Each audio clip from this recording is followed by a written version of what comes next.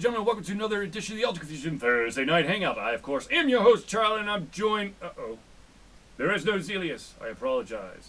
Zelius has a little bit of an illness going through himself. That sounded wrong. Anyways, he's sick. He shall be back next Thursday and give us like a bajillion times more of what we expect from Zelius. Now, he's not dead, Sam. He's not. You don't rest in peace. He just needs a little extra kitty cat cuddling. That's all. But no, seriously, he's got like, I think it was a stomach bug or something. But he'll be back. So I am your host and only member of the Ultra Confusion team this evening, which is either a good thing or a really scary thing. You decide. But let's get right into the show since I don't have any witty banter going on here. Once again, our prayers go out to all of those affected by Hurricane Harvey and Hurricane Irma. People are still picking up the pieces for Harvey, and of course everyone's starting to just clean up after Irma. For those of you out there who don't know, Ultra Confusion is in Atlanta. We were hit by, I guess, the tropical storm or tropical whatever it was, depression.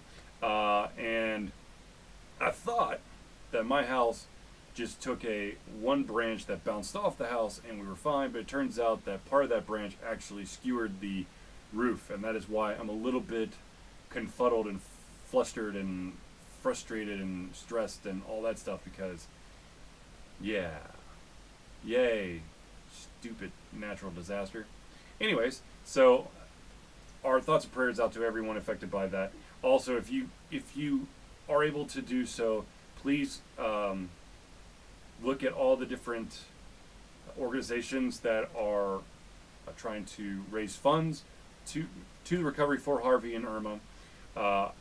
As I've told you in the past, do your research. Make sure you understand where the money is going when you donate funds to an organization.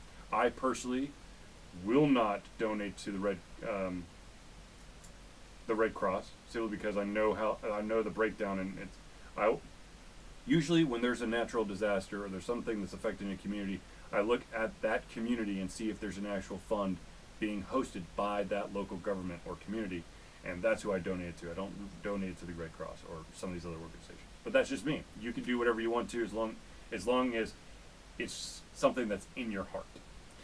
All right, so let's get into something that I find extremely awesome, and that is That Game Company, which is all one word, which is always freaks me out slightly, has announced a new game. Now, for those of you out there who don't know, That Game Company is in charge of Flow, Flower, Journey, and now their brand new title, Sky. And Sky is coming out on iOS and Apple TV, which is very interesting because up to this point, it's been exclusively PlayStation titles. So the question has to be asked,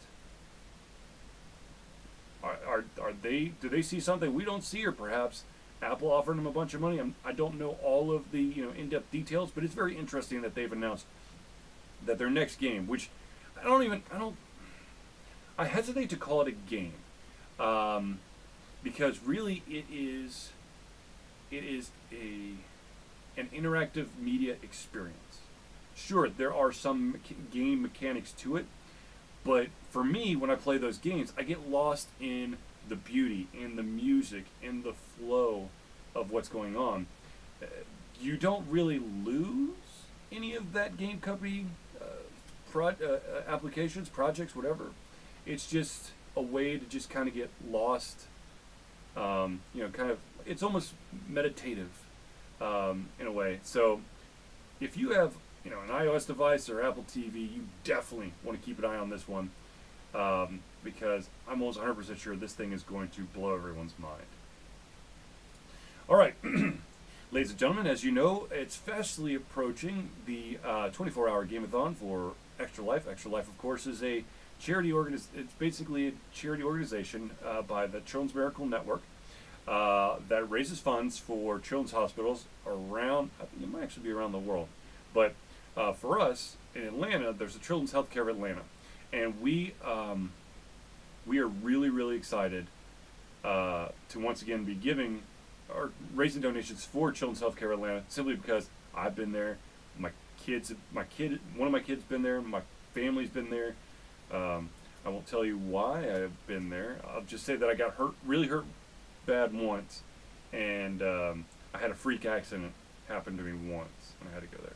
So, anyways, Extra Life is a phenomenal chance to raise money for these organizations, and also I do want to point out that there are events year-round for raising funds to this organization. It doesn't have to be 24-hour game-a-thon. It doesn't have to be video games. So if you want to, there's still time. If you want to create a team for Extra Life and help raise funds for your local children's health care, go to extra-life.org and sign up today. Or maybe you've got a buddy who's already formed a team, and join his team. And remember, you don't have to do the 24-hour game-a-thon. That's not required. And you don't have to play video games. It's just a bunch of like-minded gamers coming together and enjoying a challenging game or situation or scenario, and feeling good about it because you're raising money. I know that there's a lot of LAN parties that raise money, and it's actually really smart to have more than one person on your team, because that means you can rotate. If you decide to do a 24-hour game-a-thon, you can actually rotate off, so you're not a walking zombie like I am every single year, because I've done it solo 5 years in a row, and this will be my 6th, I think. So, but of course, if you have the ability to donate to Extra Life, by all means, donate to the Alta Confusion Extra Life Team Fund. We're just underneath our goal, which our goal is always set a little bit low, and I hate to put it as low as 250, but it's at 200. We're at 225 right now. We're almost at 250. So if you have the ability to give $25 to the Alta Confusion fundraiser for Extra Life, that would be amazing. But of course, you could always go above it. There's nothing wrong with donating more than what's required. Nothing. And also, just in case you're wondering, yes, it is tax deductible. So if that's the way you want to go, that you can do it that way as well. All right, so let's talk about an interesting controversy that's actually popping up, and that is NBA 2K18, or just the 2K company in general, are under a little bit of fire. There is apparently an exclusive tattoo artist who's basically created works of art for big name athletes and celebrities. And of course, these sports games are trying to get as realistic as possible. So this tattoo artist has basically claimed an infringement case upon 2K, simply because they're utilizing his intellectual property by putting the tattoos on the players. So I'm not exactly sure how I feel about this, because this absolutely would open up Pandora's box. Because a lot of people are like, well, if you let this go, then what's to stop an artist from suing for infringement when one of these athletes shows up on a TV show or something? And to me, I think there's actually a slight difference between the two. You have you have a digital representation. You're basically creating a representation of that person. It's not the actual person. And then it's basically cloning the person and then going from there. And I think that's, in my mind, that's totally different than having the actual athlete on there as the actual representation. Because the other thing is, let's say that they are absolutely 100% stealing this stuff. What you're going to see. Let me make sure my mic's still working. Okay, yeah. What you're going to see is, can a hairstylist or a barber claim infringement? What about the player's dentist? Ridiculous. True. Now, and this is what this is my take on it. I know a lot of people are like, well, if you sue for this type of graphical representation of something that someone created, then you can sue for anything. And I want to say graphical representation versus reality. And I think that's the barber, damn, the dentist too. Yeah, that could get ridiculous. Yeah, that would open up Pandora's box, but damn, I really don't know where to go with this, because I'm absolutely like right split down the middle, because I could see you've created a work of art, and it's not like if someone were to reproduce your art and sell it in a collection, that you should have the ability to sue. However, what is art? I mean, that is like the most dangerous question anyone can ask, is what is art? What is considered art? What is considered something that could be copyrighted or trademarked as intellectual property? To be totally honest with you, I don't know about tattoos. I really don't. Hairstylist, I don't know. Okay, so for the hairstylist and the barber, there could be very unique looking hairstyles. However, I feel like there's a better chance. There's a better chance for individuals to. Oh damn! There's a better chance for unique tattoos to show up versus truly unique hairstyles. And the intricacy of a tattoo, like we're talking, like a sleeve tattoo versus, so this guy combs his hair this way and has like, I don't know, 2 lines on one side and a buzzard buzzed in the back of his head. So I mean that absolutely could be. I don't know. It's just so hard. Actually, since we have an extra person in the crowd, I do want to ask. We're basically talking about, there is a tattoo artist who is suing 2K Sports for copyright infringement because their 2K is going for realism, and so those tattoos are the same on the real person as they are in the game. So my kind of like logic is, the tattoo is, in my mind, is like a piece of art. The tattoo artist created this one of a kind, unique thing. It'd be like the Mona Lisa, and then someone were to take that and add it to a collection of several different things and then sell it for money, but you're not going to see any of that. But at the same time, Sam Grizzle brought up an interesting point of like, let's say that you got a hairstylist or a barber who makes, a one-of-a-kind hairdo, or you have a dentist who does some really crazy-ass grill work or resculpturing of the teeth. If this tattoo individual is able to sue and win, what would stop anybody who basically stylizes or customizes an individual from doing the same?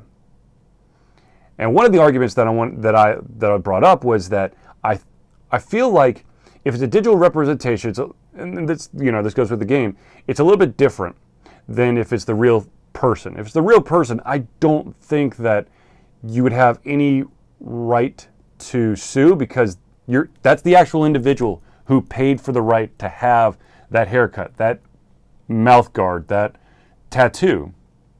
So, that's commission work on them. It's not, secondary. I don't know. I don't. It'd be very interesting to see how this goes. Let's see here. Let me see if I can try to pull it up real quick. Let's see here. I'm trying to remember. The tattoos are used in their entirety, and plaintiff's ability to license the tattoos to third parties, including other video game manufacturers, impeded by defendant's refusal to pay for intellectual property of plaintiff that it is using. Good Lord. Nobody buys the game because it's a player's tattoo. Absolutely, and I agree. But the thing is, there are individuals who get hooked by the fact that this is like as realistic as we could do it. You want to see LeBron or Kevin Durant or whomever in the NBA, down to the tattoos, the scars, the haircut, whatever. That's what you're looking for. Some people are looking for. So you're right. The vast majority of individuals don't give a rat's ass about the minute details of the player or the character in the game. However,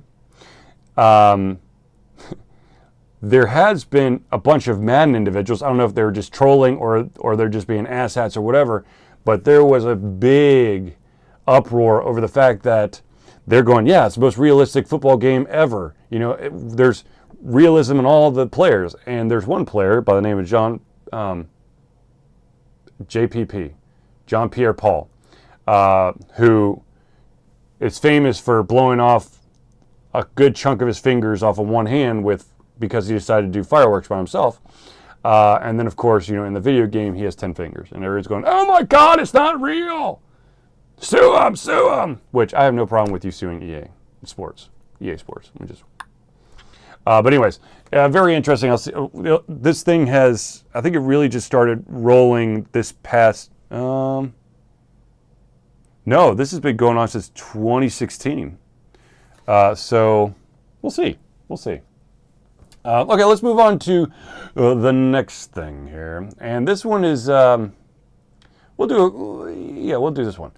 So there are a lot of individuals out there who've probably heard of the game LA Noire. LA Noire was one of those games that was so hyped up, was talked about. All of the characters were going to move their mouse at the exact same, you know, the articulation was going to be spot on. It was going to be mind-blowing. I think it was Studio Bonsai or something along those lines that were going to create this thing. And yeah, the fixtures were really nice. But the problem was that they got behind. They didn't make any money back, or not enough money. And then here comes the thing. They had to close the studio simply because they weren't able to make ends meet. And I think there was some like late dues or fees and stuff, and that they really went over budget on certain things. But in the ashes of what was left of that company, the rights of LA Noire, I think, went to the publisher. And so there's going to be a new LA Noire.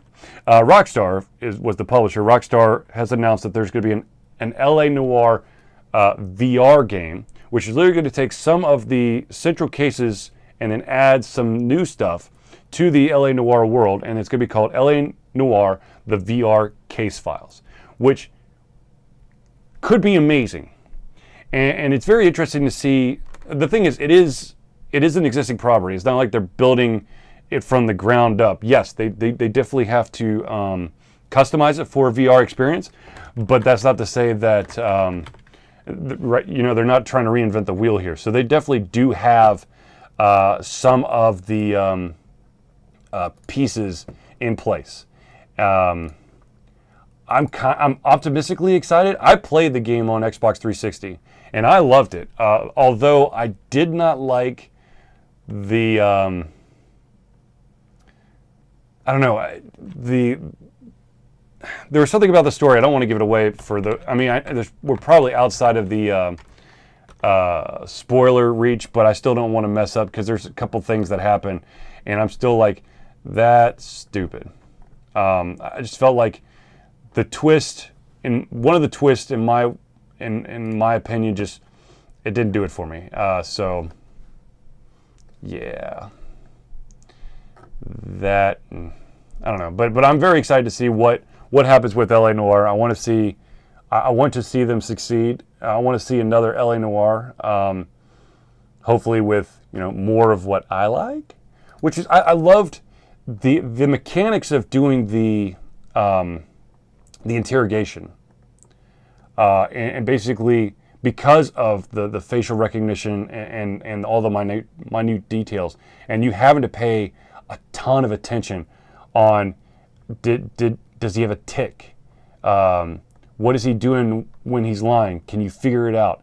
That to me was a hell of a lot of fun, and definitely kept things interesting. But I don't know. I'd have to see exactly what storyline they're going to take, where they're going to take this series. But, you know, good for them to go into VR, because I think that's really that's becoming more and more of a thing that you need to big name producers are going to be able to throw some money at it and see if it's for real, because more and more people are jumping on this VR thing, and sooner or later the price is going to drop. The type of hardware and system required is also going to be a lot more reasonable, instead of having to pay out your ass to buy enough stuff on top of buying the headgear to play the game. I think there was some sort of VR helmet that was going to have they weren't going to utilize the computer. All the processing was going to be in the actual helmet, which to me means that thing is going to be heavy as sin, and you're not going to want to wear it for too long. But then again, I don't know how long you would want to wear a VR helmet, even if it was comfortable, because I don't know what that would do to your eye. But it's just me. Yeah. So, yay, LA Noire. Now, real quick, for those of you who don't know, LA Noire did involve the Black Dahlia case, which is always freaky as hell, and is always a great, unsolved case to kind of plop in there and be able to kind of mess around. It's like that storyline and Jack the Ripper, because no one actually knows who Jack the Ripper is, so you could basically make your own Ripper game. And there's been tons of TV shows and movies, some of them terrible, some of them really good. So,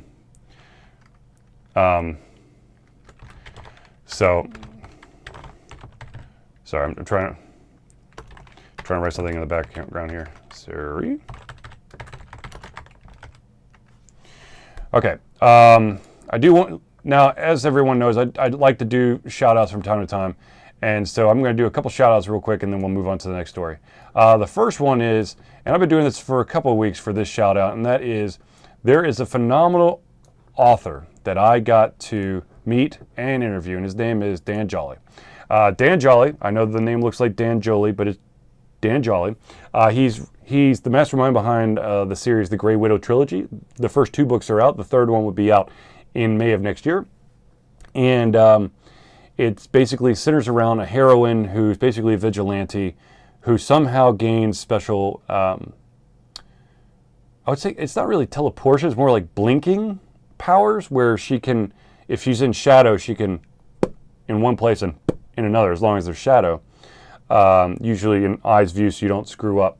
The coolest thing, of course, for me is that the first book is centered in Atlanta, and that to me is like, yes.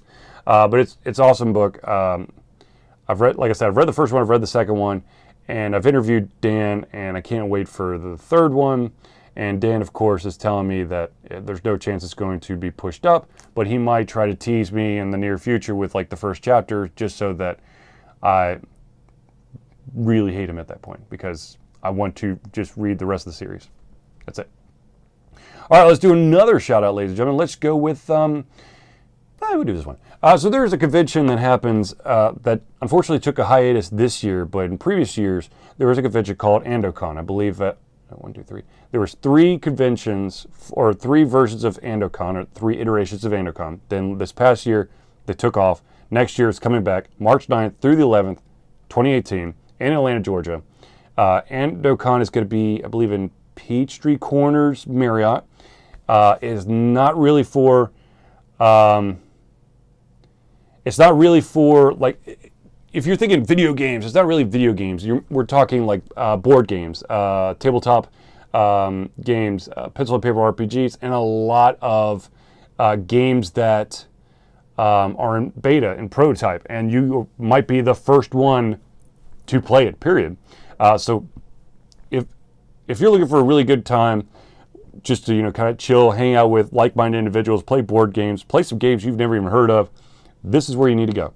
AndoCon, March 9th through the 11th, 2018. For more information, go to AndoCon, that's ANDOCON.org, and all of that is there. All right, let's do one final shout out, and then I'll save one shout out for the end. And that one is, ladies and gentlemen, we have had the distinct pleasure of interviewing this individual, not once, but twice.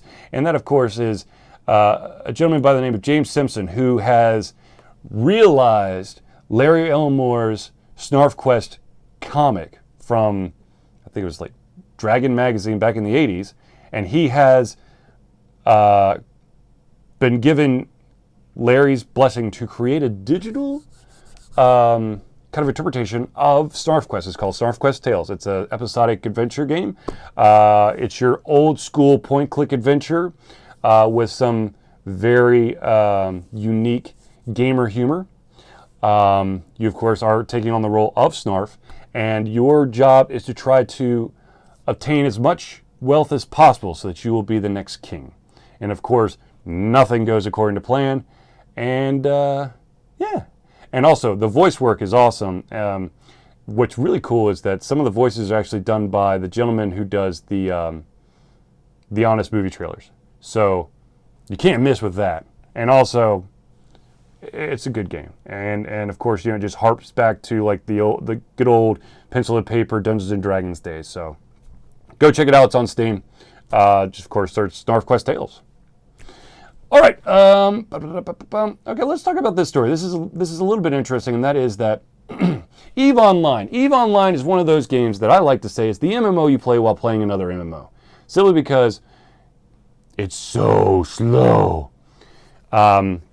But there are people who literally pour years into this game, and the dichotomy and the banking structure and the allegiances and the rebellions and the backstabs are epic. When something big goes down in EVE, you hear about it everywhere.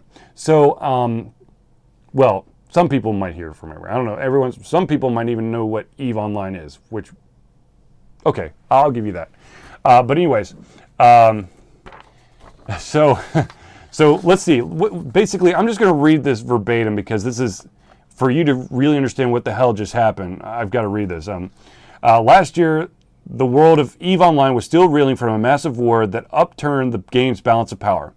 Word came out that a major alliance at the center of that war has crumbled, thanks to a coup orchestrated by its own members. And with more than 5,000 players potentially set adrift, tensions are running high. And to kind of illustrate how high these tensions are going, one of the main members, I believe he is the, let me see, I'll make sure that I get this right here. The leader of one of the big groups in this, in the middle of this conflict, basically told the gentleman who orchestrated the coup that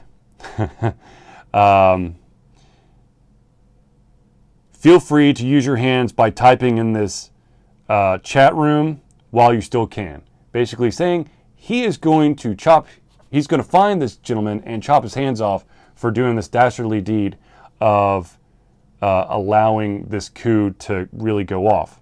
Now, part of this coup was that that a lot of the ships and equipment that were part of this alliance have been stolen outright. And that some of the star bases and citadels, the large areas that you basically shoot off and do your stuff from, they've changed hands or they're in no man's land now. EVE Online is a very interesting thing. EVE Online, I believe, is the only game that actually has a real-world bank helping with its banking system because it's that off-the-wall crazy. Has this happened? Okay, so there has been this type of, there kind of has been this type of thing that happened last year. This is just on a massive scale. And then I think 2 years prior, maybe 3 years, there was someone who literally emptied out the vault of the most powerful clan or guild or whatever, and basically just left. I think it was like shipping crates all over the place with the stuff, and then disappeared into the ether. But EVE is always, Zelius is right. I mean, it feels like a freaking movie script because this, like the amount of backstabbing and coercion and subterfuge It's nuts. It's absolutely nuts.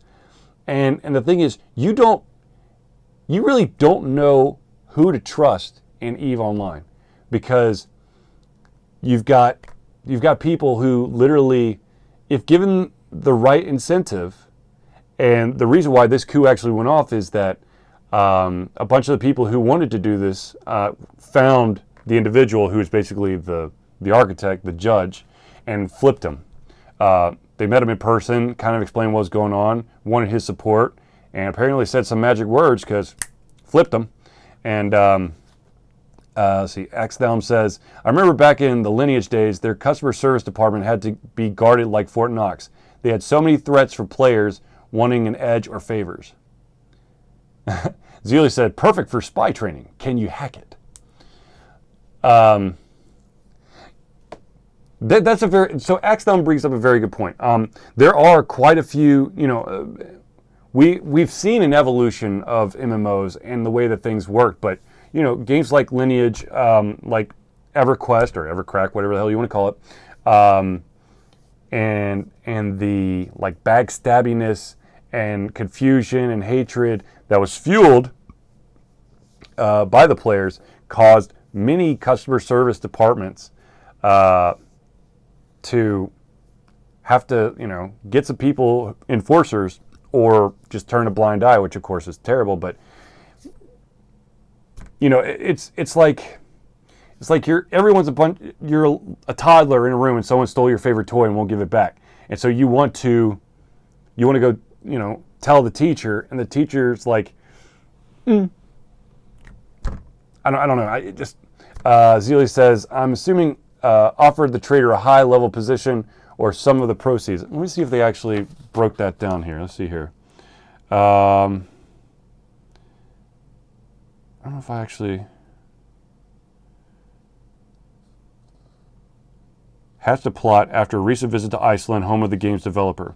They were there to take part in the proceedings of EVE's elected board of player advocates. During that real-life meeting, agents from Goon Swarm flipped the judge to their side and helped him orchestrate the coup. So he already was thinking about it, but then the Goon Swarm goes, you know what, we can actually do this. Let's do it. And so, ta-da! I don't know, I would never want to work customer service in an MMO, for an MMO. Too many people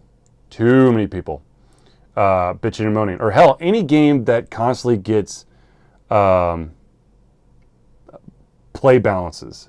Like Smite or League of Legends, Dota, Overwatch, Paladins, when they come out with a patch and someone tweaks a stat or changes an ability which makes the character less of a desired pick and more of a, well, crap, this sucks balls. And so you got those people who complain because they think the world's not fair.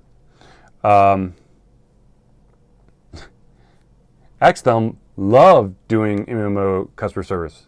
Probably because you're like, haha, no. Actually, you could probably drop the ban hammer on people who are being too much of a douchebag.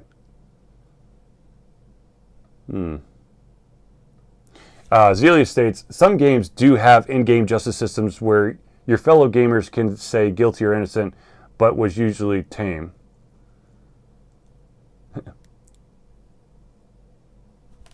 So the problem with, I do like the in-game justice system. The problem is there are times where that system is abused and can literally decimate an individual, which is why a lot of companies had to redo their the way they do things.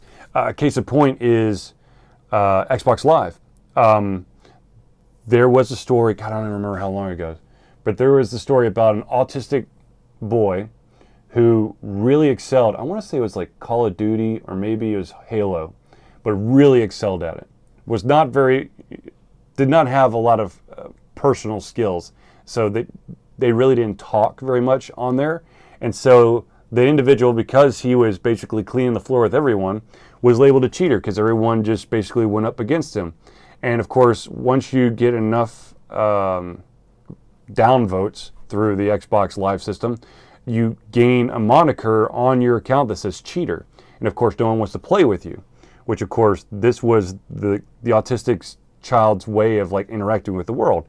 And so there was a lot of heat that came from that. But you know, you've got to, I think, if I remember right, Riot Games, do they still have that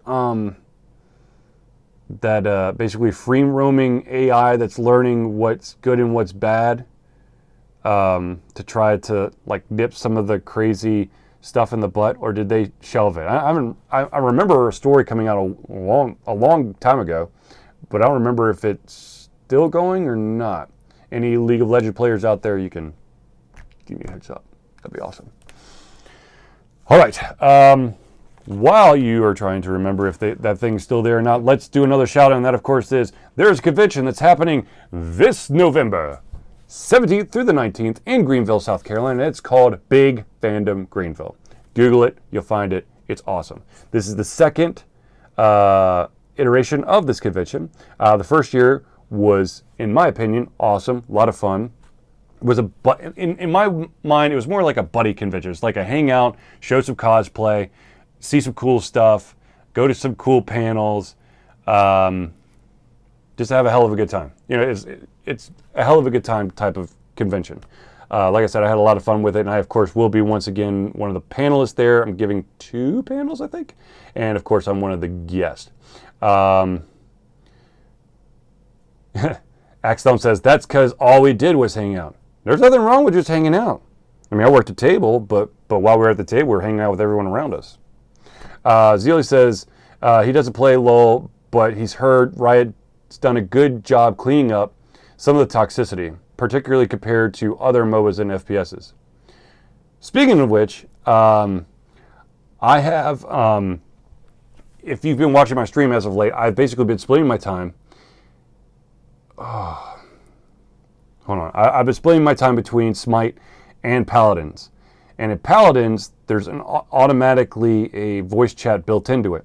And I have muted all those people immediately because I can't take it. I can't take it. No. Zelius asks, am I going to sign more Mountain Dew? Sure, if someone really wants it. But chances are that I'll have to actually buy the Mountain Dew since I've got a surplus of Mountain Dew. I just sign it. Or sign some body art? Whose body art am I going to sign? Zelius, you're weird, man. I mean, yes, I had one person who wanted me to sign a Mountain Dew Black Label. So I did it. And then he's like, holy crap, you actually did it. I'm like, yeah, you asked me. Here it is. I'm a literal person. So, no. Nope, Axthumb, I am not signing your booty. But yeah, Big Fandom Greenville, not on live stream. Jeez almighty. Speaking of live stream, though, we are trying to work out some of the details. If I could get this panel approved for MomoCon next year, of actually doing a actual live Thursday night hangout at MomoCon. But I'm still trying to work out all the stuff and try to get the submission to actually go through. So, if you're wondering. What about the monies?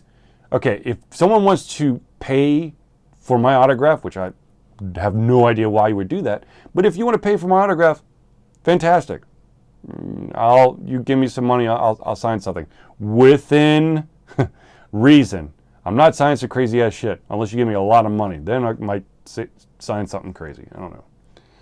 God damn it! I just opened up a door for a lot of stuff, and I apologize. I'm trying my best not to curse because apparently that immediately gets your videos on YouTube demonetized. So, speaking of money, though. Ladies and gentlemen, if you like what Alter Confusion does, especially in the Thursday Night Hangout, the streams, and of course the interviews and convention showings, please help us out by going to our Patreon page. Patreon is basically a monthly subscription or donation where you basically pledge a certain amount of money in every single month that goes to Alter Confusion to allow us to go to conventions, to help with the upkeep of equipment, maybe replace some of the equipment, lighting, just convention stuff in general, such as electricity, which isn't free for a lot of conventions, and of course, just the actual travel and stay at the convention, because that's actually where most of the money is spent. I believe we budgeted $480 for Big Fandom Greenville.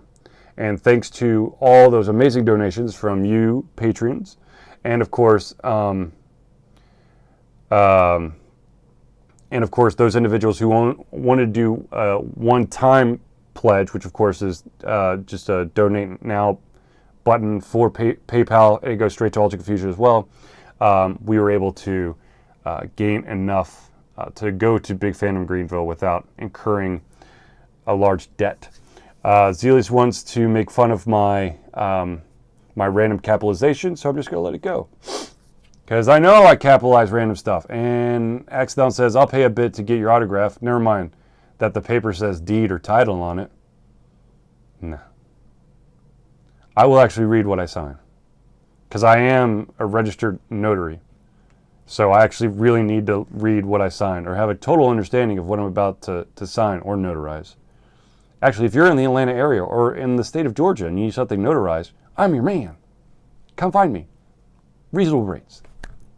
Anyways, that's kind of all I got for tonight, gentlemen, ladies. I'm trying to. Football update for those individuals who are interested in the Thursday night game. Houston and Cincinnati are tied at 3. But if there's any topics that y'all would like to discuss about, or if y'all have questions, feel free to drop them in the chat. And Zelius is now making further fun of. Axdom says that I capitalize random words because programmers do that a lot. And he's absolutely right. You do that a lot. And of course, oh my God, I can't. Oh Lord. Okay, I too much programming, brain not working now. Oh boy. So, anyways, ladies and gentlemen, I do want to thank everyone for tuning into the Alter Confusion Thursday Night Hangout. I know that everyone misses Zelius. This empty chair, it's empty. And there is no Zelius here, but I promise that we will try to get him back next Thursday for another awesome Thursday Night Hangout. I know that there were some stories that we did not get to, and I apologize for that.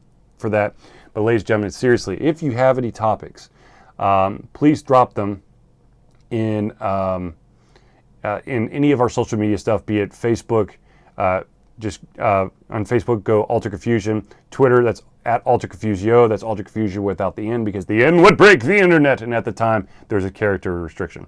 You can also check out all of our videos on YouTube. Just go to Alter Confusion LLC. That's all one word. And if you're actually watching this live, I don't have to tell you that you've got to go to twitch.tv/Alter Confusion, but just in case you're listening to this through the podcast, or you're watching this on the video, if you want to see the live stuff, the Thursday Night Hangout, and plus all the streams, just go to twitch.tv/Alter Confusion. Now, of course, here is the big one, and that is, ladies and gentlemen, if you really want to get to Alter Confusion, all you got to do is go to our website, which is www.alteredconfusion.com. That's ALTEREDCONFUSION.com. And for those of you who are watching the video, you'll see that I'm actually randomly typing on my hand. That's so that I can keep track of where the hell I was in Alter Confusion, because it's slammed together. All right, so what I'm going to do is I'm going to cut the show real quick, just end it, and then I'll stick around for all those individuals who just want to continue to chat. Maybe I'll throw a game on as well. So, ladies and gentlemen, once again, thank you for tuning into the Alter Confusion Thursday Night Hangout. For myself, Charlie, and he's not here, Zelius, and of course, Jesse, who's not here, or any of the other Alter Confusion people. Thank you for listening to everything coming out of our heads, our mouths, and of course, our hearts. We'll be back next week for another Alter Confusion Thursday Night Hangout. God bless you, and keep on gaming in the free world.